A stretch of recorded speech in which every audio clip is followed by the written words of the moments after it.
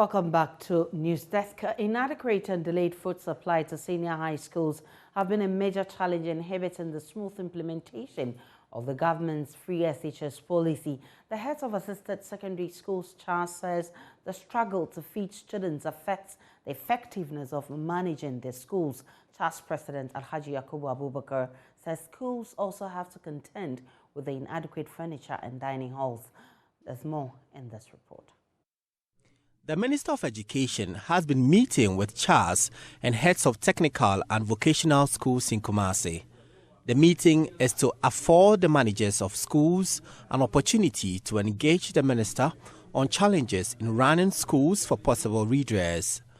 President of CHAS, Alhaji Yakubu Abubakar, says proper planning and strict adherence for food supply schedules to senior high schools is the way to go.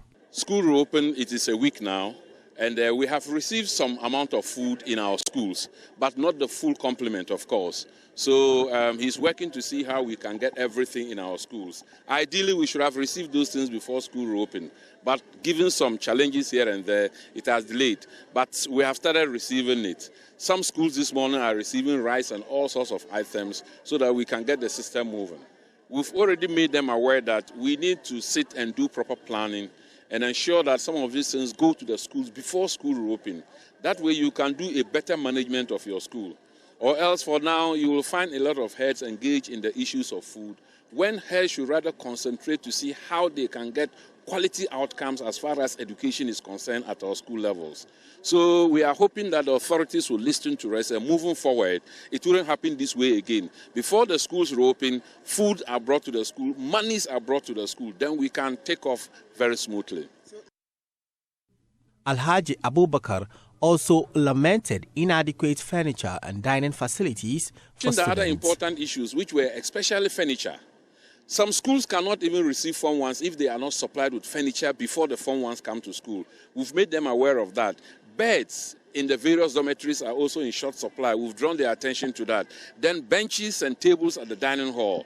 You know, previously, parents were helping us to get these things all. But with the inception of the free HSS, it is now the burden on government to provide all these. So we've made them aware that they should ensure that we get this. Or else, the Form 1s may come to school and they will not have furniture to sit in the classrooms. They will be in the dormitories and will not have bed to sleep on. And we don't like such a thing to happen. The minister here too has given us the assurance that they will work and ensure that these things are brought to the schools before the 4th of April, when the Form 1s will be expected in our schools.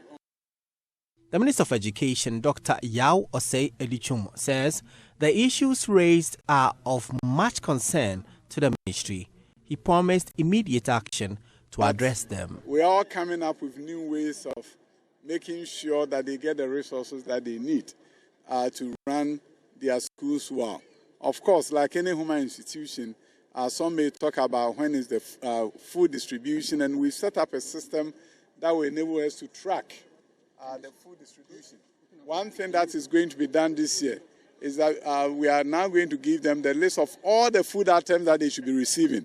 So if the items are not in, they will be able to know that we're supposed to get 1,000 bags of rice, we have this amount, and therefore the buffer stock should be giving us the remainder, and then we can all work together on it. So that's a new way of doing business in terms of food supply in our schools. So that is one area where we've come to a very good agreement as to how to move things in the coming year. The minister will be meeting with heads of technical and vocational schools